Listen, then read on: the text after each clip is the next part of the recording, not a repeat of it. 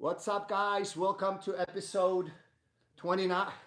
We're live on YouTube and again on Facebook page of BJJ Fanatics. So, guys, last week we did the simultaneous broadcast to BJJ Fanatics as well as their usual Silver Fox BJJ channel weekly show. For some reason, we could not read the questions from the BJJ Fanatics. So we're doing it. Actually, it's actually worked out better because I think some of the questions are better suited to no-gi anyways. Even though my game is very similar, gi or no-gi. Guys, start asking questions. The live questions get priority. But I do want to cover the questions that we got asked last week. There were some really good questions that we missed. So I want to cover them real quick. So the first one is from Matthew Katic. It's very apropos. What kind of escape would I use in the Gordon Ryan mount? So guys, you got to understand that that mount can be very suffocating. I like the high mount myself. I use it a lot as well. I personally like it better because you're not vulnerable to the guy kipping, into leg locks. He's not on your hips, so your hips have limited use. But my philosophy is let's do that. So my philosophy is this: when you're in a horrible position, and this clearly is a horrible position. So when you're in this position, guys, there is a benefit for me to do something to actually give up even worse position, knowing where this is going to go. So for example, if I'm up here, what I'm going to try to do is almost give up my back, knowing that I'm giving up my back. So I either, if he slides in, I'm defending my back, go back for a second, or giving up an armbar. So whichever one he goes for, I'm hoping that I can sort of defend that submission before he basically stews you to death. Well, not to death, to submission. So the point, I'm going to go over that again. And think about that this way. This is a philosophy or strategy that works for me. It may not work for you. Obviously, it's going to work against a high-level guy, but against Gordon, chances are you're going to get nailed anyways because he's technically, people don't understand how technically good he is. Obviously, he's the same size and basically has the same physicality of the other guys, but he's really, really technically excellent. So on just on another level. So again, it may not work, but my philosophy, at least if I'm in a horrible position, I'm going to try to move and have him chase that submission, hoping that literally me initiating the escape somehow puts him at least, half a step behind where he was before. He was already 2-3 steps ahead, but that half a step that I can somehow make something happen and defend submissions that I'm almost giving him, so I know where he's going to go, if that makes sense. Guys, I hope, Mike, we're actually on 3 phones right now. So we're on YouTube phone, we're on Facebook page phone, and Mike is reading the questions from Enrique's phone. Apparently the issue was we were landscape rather than portrait. So, but landscape gives you a better picture. So, Mike, are you reading the questions? Can you see things happening or no? Well, I just wrote to everybody that questions get top priority, and I get to see it. So. Okay, all right. So we're seeing the questions, guys. So we're in good track. So let's go over that again. The idea, guys. Again, this may not work for everybody. My strategy in jiu-jitsu is fairly aggressive. I want to go over for a submission. I want to go for a sweep. I want to create something. If I'm in trouble, I want to escape. I don't want to just sit there hoping that the guy on top makes a mistake, or eventually, high-level guys don't necessarily make a mistake. They just kind of close all the options away from you until you have no other options but to tap. So my philosophy is try to create something. So let's look at it again. This is absolutely a horrible position. One of the worst positions you can be in jiu-jitsu. So again, I don't have my arm. So basically if Enrique just slides up, he can start to harvest the arms. He can start to attack. The neck right now is relatively safe just because of my shoulders being pinned so high up to protect me. All right. So basically, when this happens, what I'm going to try to do is I'm going to try to turn, knowing that understand this, just freeze, Enrique. Guys, when you're lined up with the guy attacking, his attack is a choke. When he goes perpendicular, it's an armbar. So to some extent, how my body positions relative to him determines the submission that he has to hunt, if that makes sense. So if I stay here, he's going to hunt for the choke. If as I'm coming out, if I start to go perpendicular, I know he's going to be hunting for the arm. And now I'm going to be dealing with armbar escapes. So again, I'm putting myself in a possible position to be submitted with the idea that my body positioning on my escape determines his attack. So I already know that. It's like that from that Princess Bride. And I know he knows that. and he knows that I know it. So again, when he's attacking on the back, generally speaking, the guy wants to be lined up. You go perpendicular, he has to go for the armbar. So as I'm escaping, I'm going to give him whichever one I think is going to be easier for me to defend at that particular point in time. It's a split second. And I'm going to defend whatever I kind of give him. That's, I believe, is your best bet to try to escape. Otherwise, you can just sit there and just basically be worn down to where you have no energy, lack of oxygen, muscle exhaustion, and obviously the mental aspect is also horrible. You're going to just basically be picked apart. Okay, so one more time. So again, so as he's trying to, I'm going to turn. And now, right now, look at my legs. So my right leg is possibly perpendicular, but my left is possibly lined up. All right? So as right now, I choose to go perpendicular, and I'm already bending my arm to make sure that I try to defend the armbar attack. Again, well, go ahead, Enriquez. Let's see what you can do. All right. So that's my philosophy. There's two other really good questions from last week on the Facebook page that we didn't get. So let me cover them really quick. So guys, what is the fundamental pillars of guard retention? Not get your guard pass. Not get your guard passed. So one of the most important things when you're defending your guard. So guys, let's think about, this is very similar to when you're standing, but basically, guard should be for protection. So my first line of defense is distance. Right now, I'm not under any threat. Second line of defense is my feet, my legs. And third line of defense is my arms framing. At this point, once you broke through two lines of defense, it's kind of it's going to be a rough day possibly for you, although I may be coming out the back. So when he penetrates the first two lines of defense, generally speaking, you use your arms to frame to get your legs, to get your second line of defense back in play.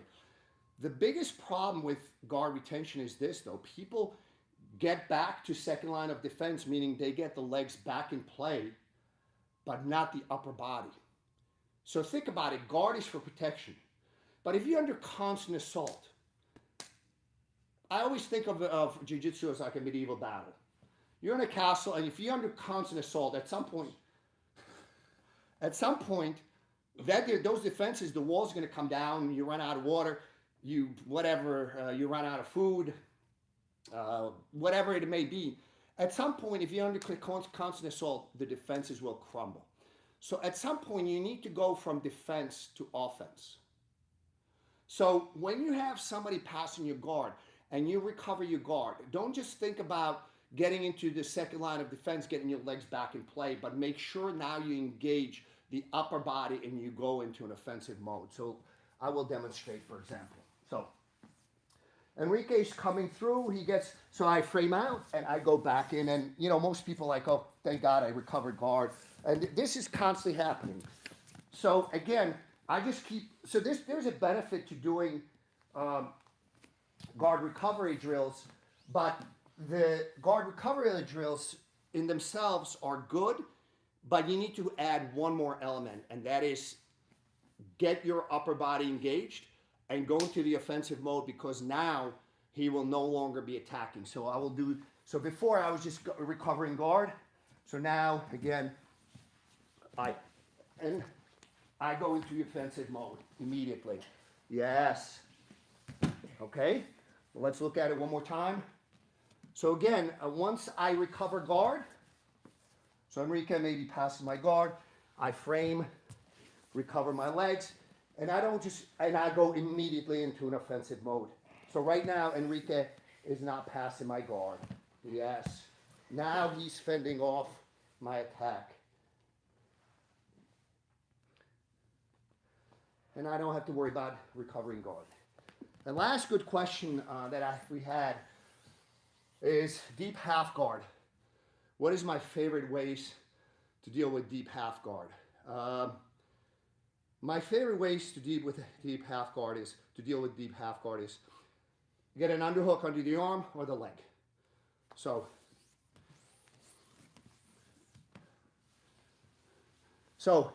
if I cannot get the underhook under the arm, I'm going to get the leg. I'm going to connect. What I'm going to do now is slide in, and this is going to be rough for Enrique. From here, we call this triangle. This is, by the way, this is covered on my BJJ Fanatics DVD, but also it's covered ad nauseum on our channel. So if you need to find out more about it, just put in BJJ, Silver Fox BJJ triangle, and it'll pop up. So that's one, but the more sort of usual way is I control the head. So I need to control the head. I'm going to lift the head, and I look for the underhook for the arm. Now, what I'm going to do is I slide my leg under Enriquez. At all times, guys, I'm ready to post if I need to. Okay? Now, of course, he's going to try to hook. So when I notice that my left knee is positioned under Enriquez's head, once I'm here, guys, I will take the risk. Do not fall backwards. This is the mistake people make. They fall backwards, they get swept. Fall towards his head, and as Enrique comes up, I lock him up in either reverse triangle or straight triangle, depends what he gives me, and this is over. Congratulations, you got the sweep. All right, so that's my two favorite ways to deal with deep half guard. And let's see if we can go to live questions now. Yes, so first question that we got is from Ryan Ford. He's asking, what's your go-to option for stopping pressure passers who like to collect both your legs with their arms before inching their way to side control? Ah, good question. But guys, by the way, Mike is like a virtuoso drummer at a rock band. He's like reaching from one phone to the other. To some extent, it's distracting. So you understand the question, Enrique? Mm-hmm. So, yeah, this is rough. So there's a couple of things I can do. A lot of times when the guy pressure passes, I go for a 5-finger guillotine. So it depends. If I can get access to his neck, I'm going to hit him with a 5-finger guillotine. So right now, Enrique, well, he had to tap. They can't see you tapping on my back. Okay, I'll tap it. Yes. So this is, again, this may not work all the time, but a 5-finger guillotine, guys, is a really good weapon. I don't care. There is no Von Flu, so even if he does pass, there is no Von Flu. All right? And it works really well when your body's turned away from him. That assumes that you get access to the neck. The other possibility that this doesn't work that well, framing, I just found it. So what I'll do is, again, guys, there's a big difference in competition versus, actually trying to be effective. And sometimes people do things in competition that don't make sense. For them actually winning, it makes sense to not incur points or advantages against you. So the other possibility is, as I know Enrique is going to pass to the opposite side of his head. That's the better solution, because my body's faced this way, so I'm better off dealing on my left side than the right side. So I know where he's going to go. And you should as well, guys, as you gain more experience, you will better understand how how he's going to pass, depending on how you're defending. So I know he's going to pass to my right. So as he's doing that, I'm going to try to move his head and now try to start to deal with guard recovery. And immediately, I'm not just getting my legs into play, but I'm immediately attacking. So my philosophy is if somebody passes my guard, scores points, that warrants a quick submission on my part. Why are you laughing? It's true.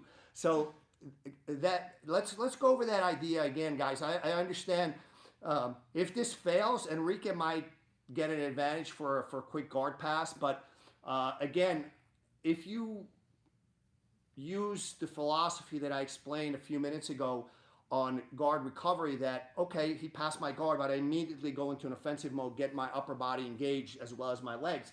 So my legs generally are a line of defense, and the upper body now serves to off balance, misalign him, break his posture.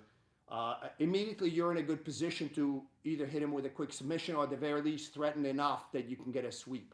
So let's look at that idea again, maybe from this angle. So let's keep it on the same side.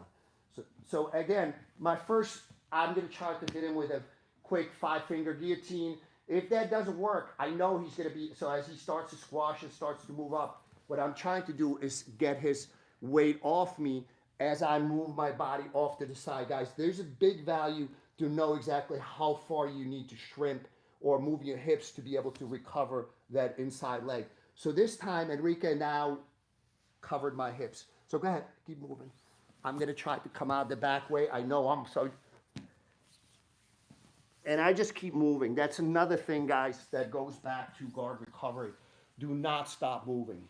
A lot of times when people get their guard passed, there's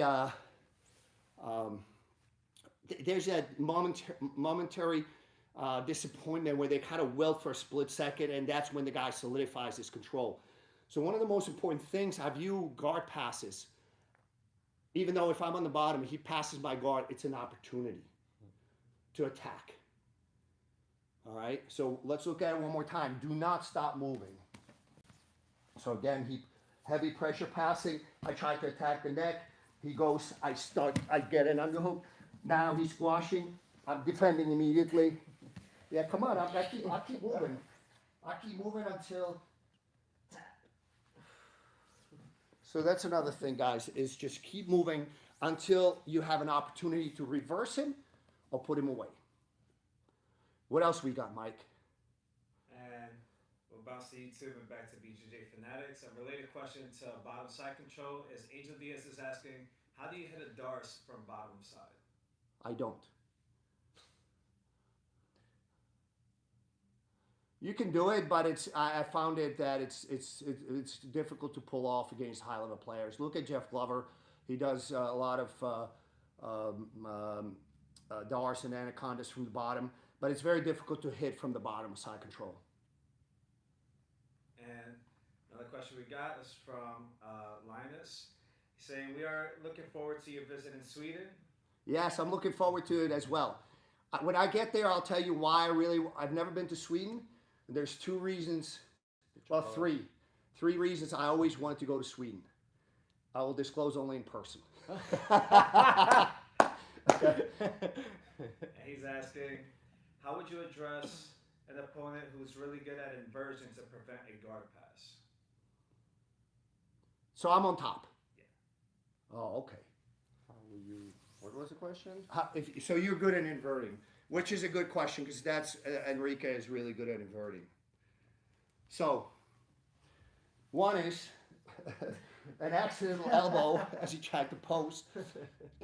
So if it's in an MMA context, the inversions. So inversions are good, but if you repeatedly invert, the guy can zero in on you. So in MMA, inversions can be good temporarily, but it's not a. So as he's good at inversion, so first thing is I lower my hips. So anytime you have to deal with not just the inversion, but where is he trying to go to? So when somebody's good at inverting, obviously they're trying to either usually enter the legs, or if your posture breaks, inverting to arm bars and back into the legs, back take Okay, we're doing this. Let's go. Come on, pass the guard, pass the guard. This is good. And we're in 50-50, which Enrique did not take, so we're gonna go there. So this exchange went well into the previous topic, but so one of the most important things is when they invert, they try to get underneath you, right? Turn to the legs or break your posture and attack the upper body. So first thing, when a guy is good at inverting, I immediately lower my level. Because right now, so it's not going to be that easy for Enrique.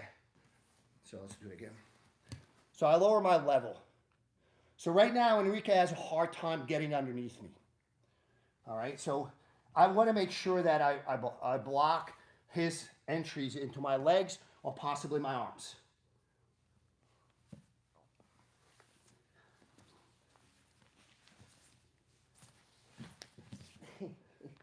So now that exchange, so now, a lot of times I try to go north-south. Sometimes it's not possible, but right now I feel good about my chances.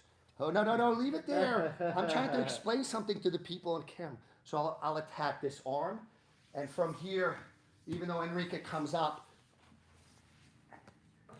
I get a chance to now dominate his head and arm.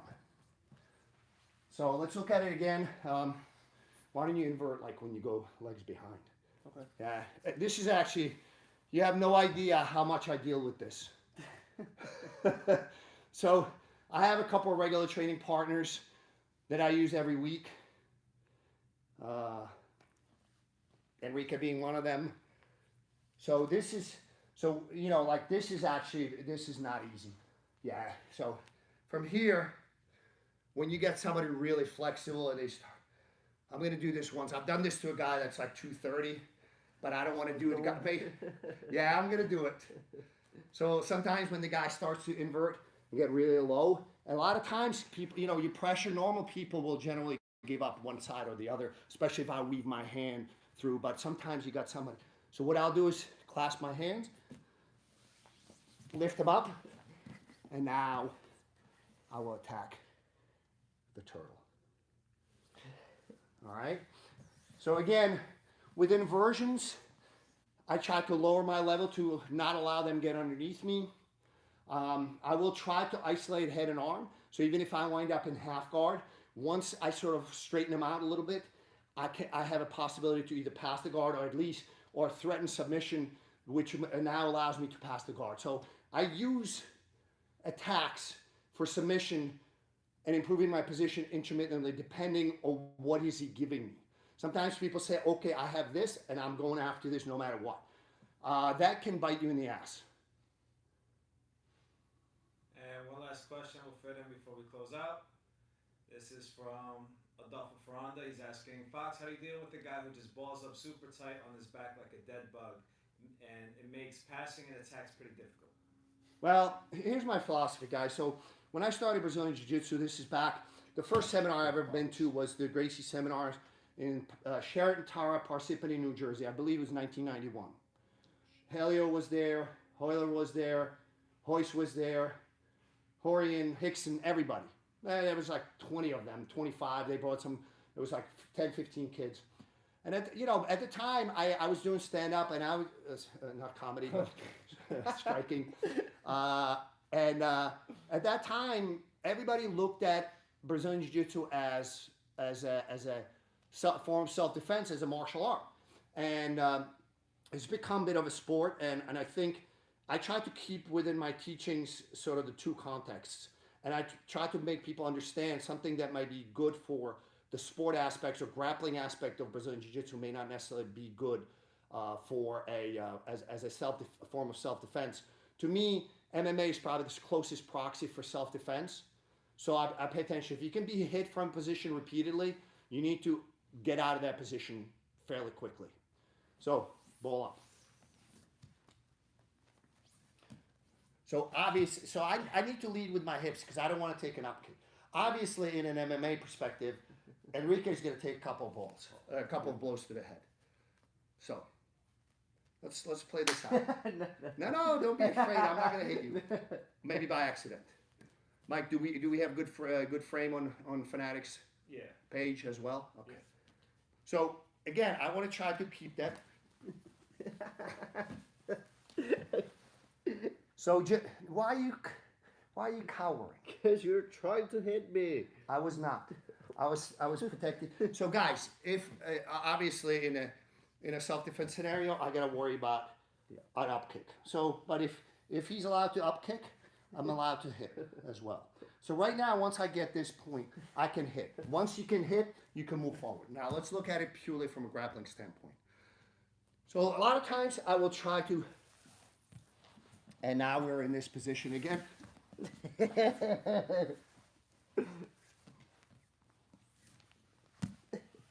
Use your hips.